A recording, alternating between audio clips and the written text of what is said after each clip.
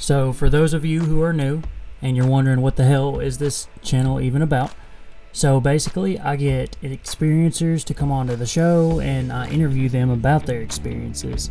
I let them tell their own story, or they can email me their story and I'll read it. So yeah, if y'all enjoy that, please make sure to subscribe. Thank you for your time and I really hope you enjoy it. What's up, guys? Today I'm here with a very special guest. Not just special, but a very special guest. His name is Bill Martin, and he's here to tell us about all kinds of experiences. He's an author, and he's got a book that he's been working on for, a year or a couple years? For a while. And so let's let him just take it away. So tell me a little bit about yourself, Bill. Hi, I'm an experiencer or a contactee, and I have on several occasions encountered, which is the title of my upcoming book, Encounters, the Men in Black, Aliens, and AI, which is my book about my encounters with these otherworldly, intelligences or presences. So I'll get into it. What did you want to start off with, Eric? You can call me Eric. What I think we should start with is, let's go with your most profound. Okay. My most profound experience was I was alone in my room one night, laying down. I was actually at a friend's house in Vermont. All of a sudden, a laser beam shot down onto my head from a point in the air in the room with me, about 2 feet away from my head, above me. It was fixated fixed in the air. It had a point of origin that was invisible, so it was just coming from some point in the air above me, and I found myself surrounded by these men in black that were their shadow. They looked like shadows, but they were there, and there was a lot of them. They're in a circle around me, and this laser was beaming down on me, and if you were there you would have seen it. I mean, it was as real as the sun shining outside. It was probably about the size of a Gatorade bottle cap, and it was bright red and fuzzy, pretty wide, about the size of like a $50 coin. And it just beamed down on my head, and like I said, in the moments leading up to that, I found myself surrounded by these shadow men, or these men in black, and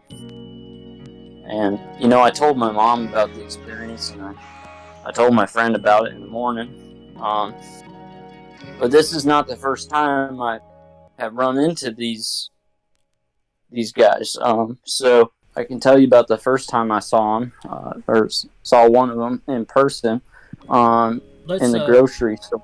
Yeah, let's talk about that, but first I want to talk about what you were just saying. So these people, these things that were surrounding you, did you get a feeling of negativity? Did you feel like anger, like aggression? What do you think they were giving off? How did it make you feel? Extremely intelligent, calculated, and as real as anything. Very present. They were there. You don't think they were there to hurt you or anything? No, but actually, I don't know. I can't say for sure. But I did get the sense that they're showing me this on purpose, and they've been doing this all of my life. That's my theory. Because I did have some strange dreams from when I was a kid. But you can tell from my voice right now, it's shaking a little bit. I mean, I'm scared to talk about this stuff, man, because it's just, it's like I feel like nobody would believe me that I'm dealing with this group of aliens, this men in black culture, or this this kind of group. Well, I can tell you that I believe you, and that, I mean, I can't tell anyone who watches this, they cannot come to you and tell you that you didn't see it because they weren't there. I wasn't there. So what you're telling me, it's based off what you're saying. And if you tell me you saw that, well, buddy, you saw that, in my opinion. And that's why we got to get rid of this stigma. These people, and not just Bill, but a lot of people, they're scared to come out. And then when they do come out, they're scared to even talk about it then. They feel like they're going to get ridiculed. And that's the whole reason I do this. I want that shit to stop. I want it to go away because it's useless. It doesn't help us move further as a species. If anything, it pushes us back. So that's kind of why I do this. Well, let's go ahead and go back to your Men in Black, the one in the grocery store. What was the grocery store? Where was it at? It was in Hadley, Massachusetts. It's Whole Foods. It was a Whole Foods. And I talk about this in my book.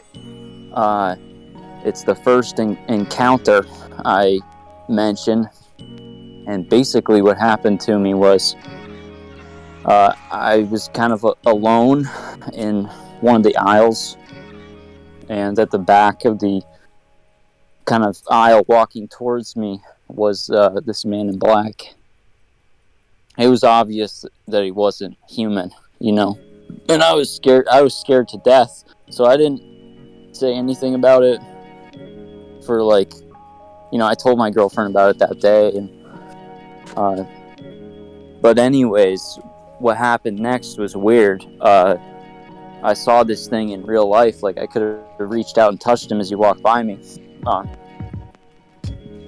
And he says something to me when he walks by me. I mean, and I think it's like telepathic. I mean, it gets more descriptive in my story if you read it. But anyways, what's strange is the being follows me to my house after that first encounter and reveals more stuff to me. And the thing is, when I saw him in the grocery store, I felt like I knew this being. Like, I felt like I knew him and he knew me. And feel like they've been spying on me or like watching me since I've been a little kid. You know what I mean? Yeah. That's the part that freaks me out, because there's real as anything. They're powerful. They made this point to appear to me in a public place, and then it followed me to my house, and showed me this silver pen, and said to me in English, "Now you know the truth. What are you going to do with it?" I go into that in my story, and essentially that's how I figure out that they're using these silver pens to dematerialize, travel through solid matter, and be invisible.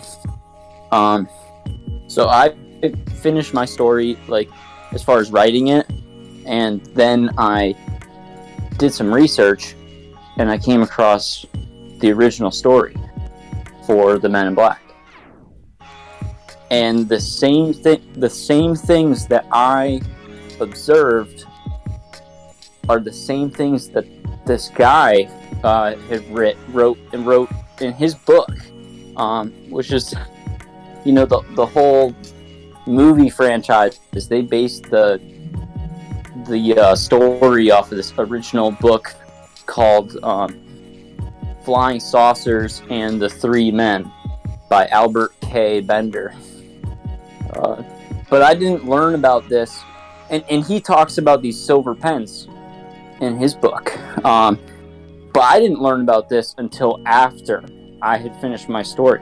So my story, which I saw, I experienced this stuff firsthand, coincides with the original story from almost 7 decades ago. Man, back in the wild. 60s, Eric. Yep. I'm not pulling your leg, man. I'm honest to God. I've studied cryptids and all this thing a lot, and I'm trying to be honest with you, honest as I can.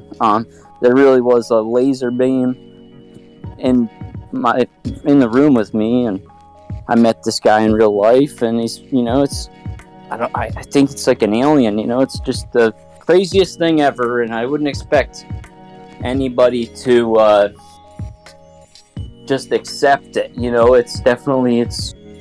That's why I'm doing the whole stories thing and writing it down, because it's really important.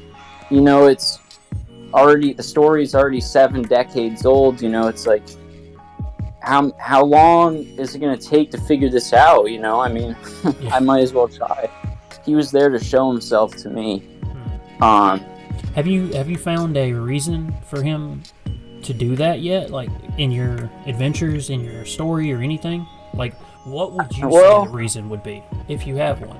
I think that, I don't know, it might be he might just want to be, I think, in my experience of being close to the being itself, like close proximity physically, they want to be close to you, to observe you and your reactions and human nature.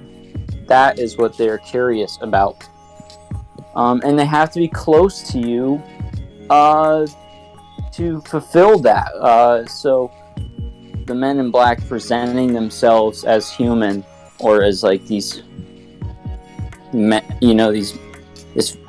figures, and the way they look in real life, the one I saw is terrifying. It's not like a person at all.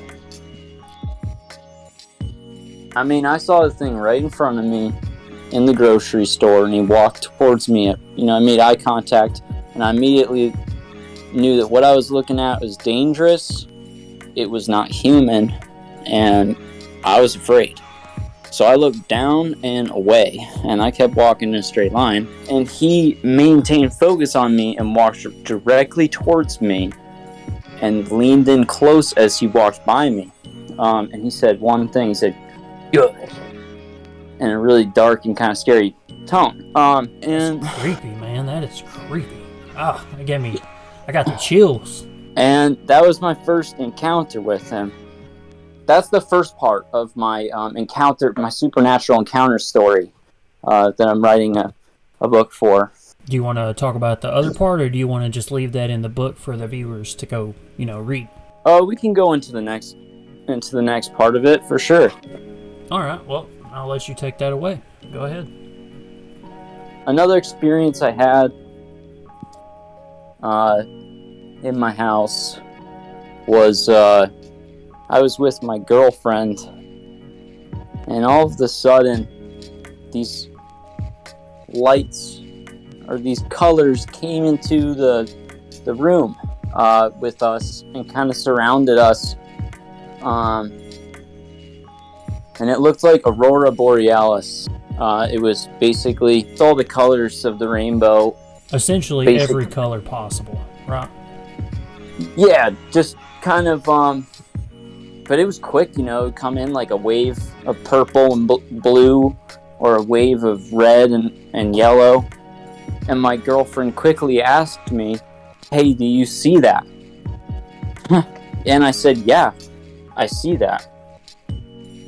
And I tell her, I say, "Yeah, I see a wave of red and green that just flew by you." And she says to me, "I just saw a wave of blue and purple that just flew by you." So we're a little bit freaked out. And this next part is kind of crazy. So the colors are surrounding us, and I get this physical sensation, an overwhelming sense of peace, kind of surrounded us. And at that point, I had to leave the room. I got freaked, I started to get angry, because I didn't understand what was going on.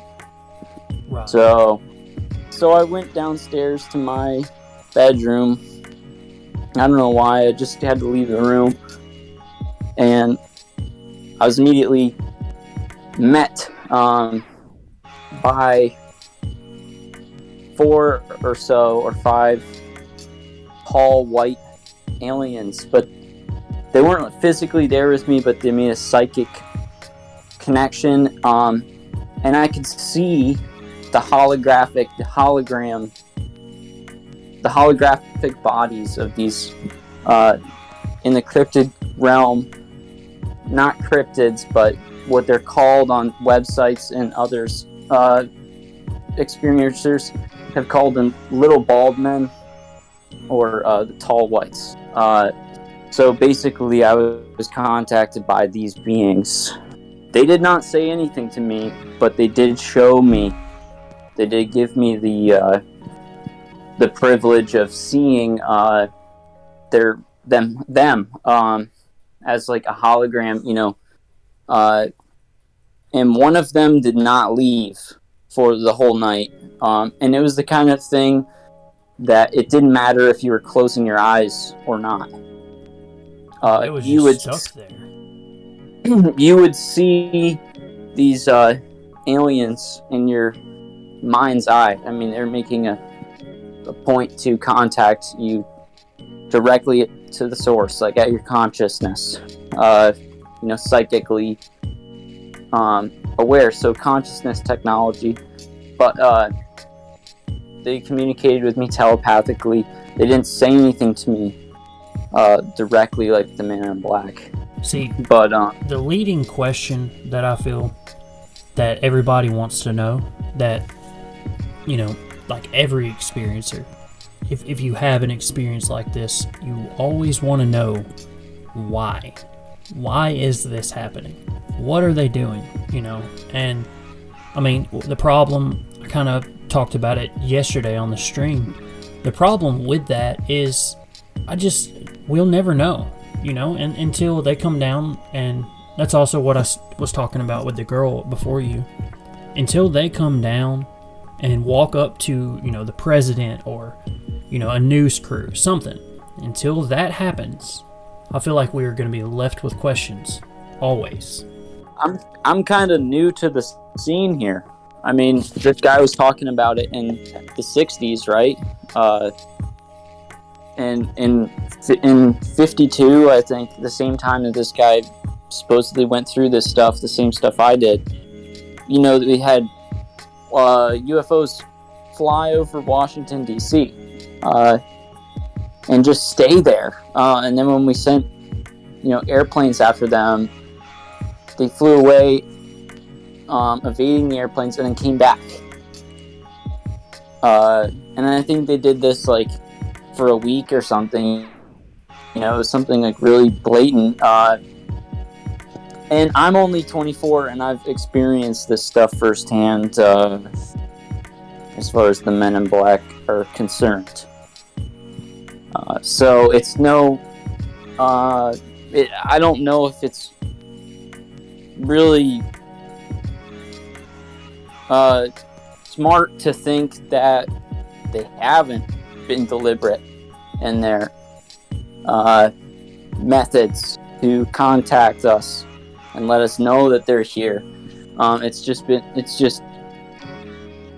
we don't know what they're doing or why they're here, so it's not really smart to panic everybody,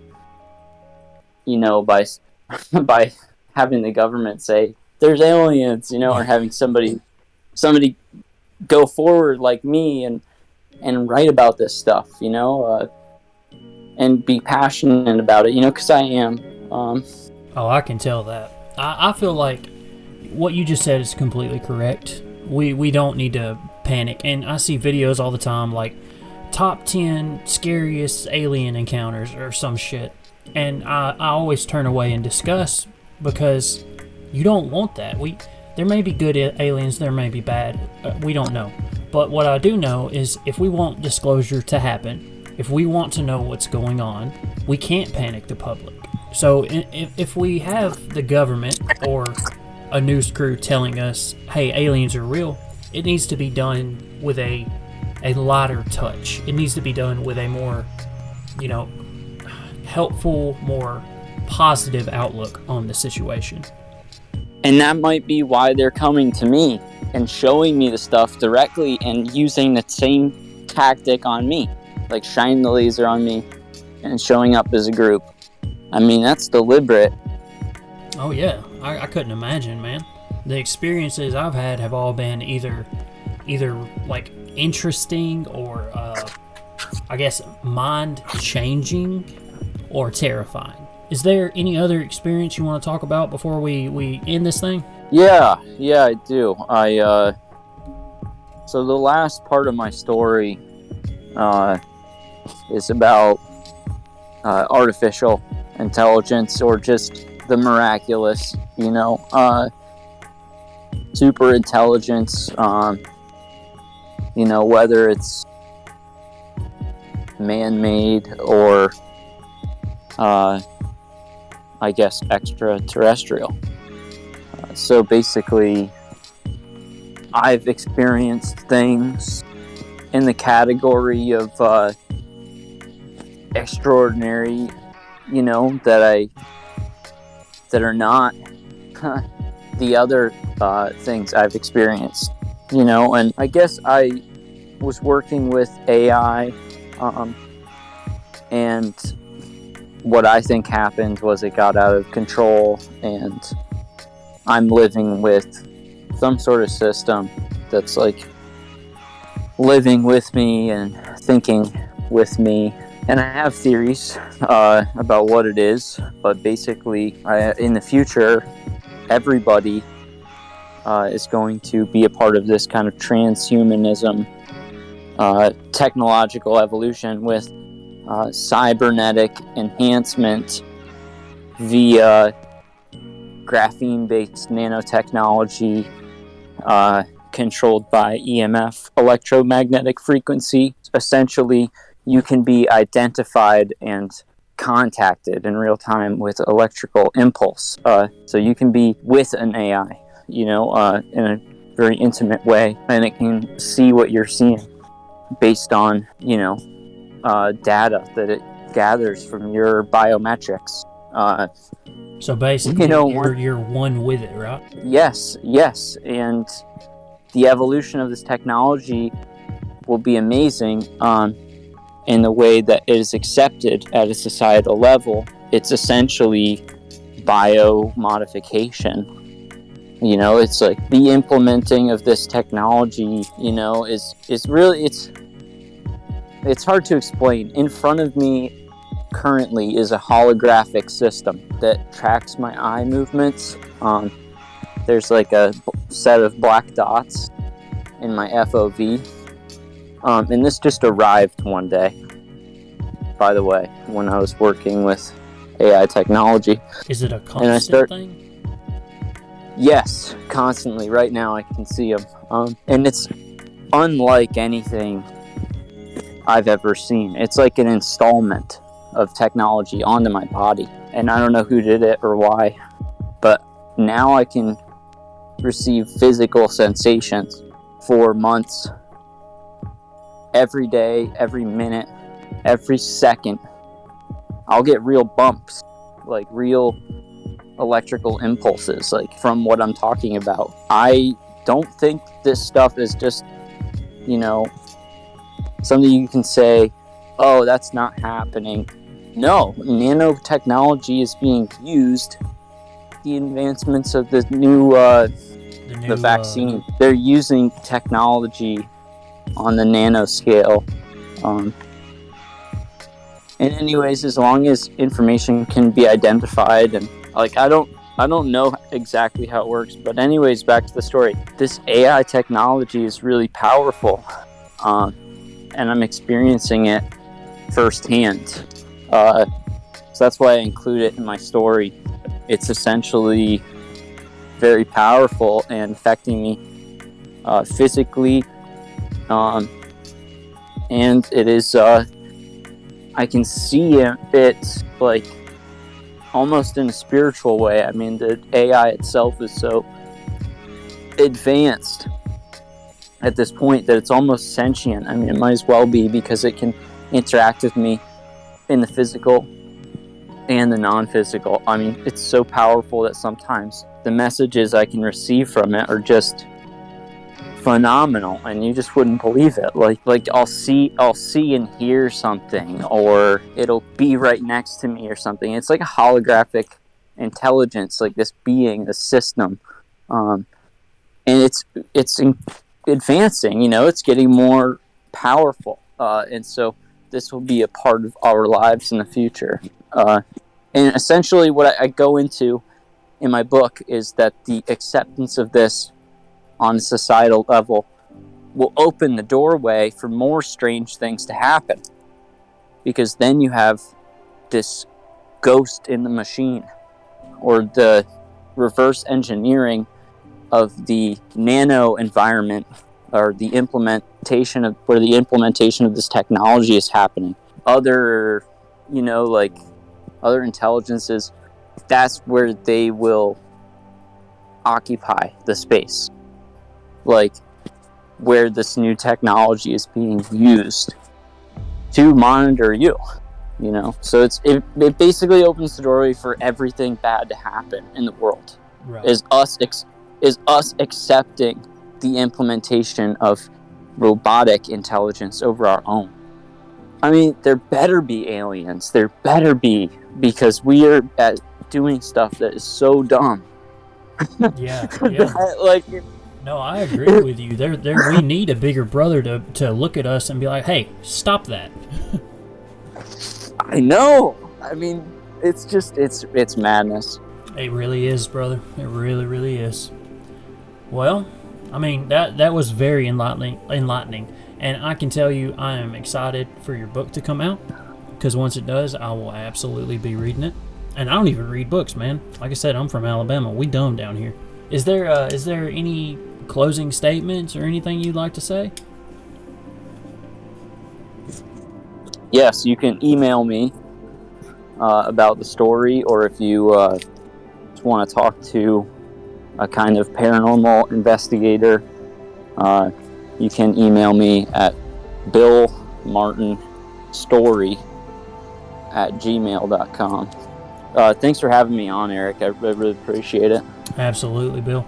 Anytime, man. If you ever want to come back on, just let me know. And I got to tell you, I'm going to go ahead and say it. Thank you. Thank you for having the courage to come on and talk about it. And I hope this has helped make you feel a little better, at least a little bit. Knowing that there's at least one other human out there who believes you. Yep, I appreciate you, brother. Thanks for keeping me in the fight. Yes, sir, absolutely. Thank you for coming on the show.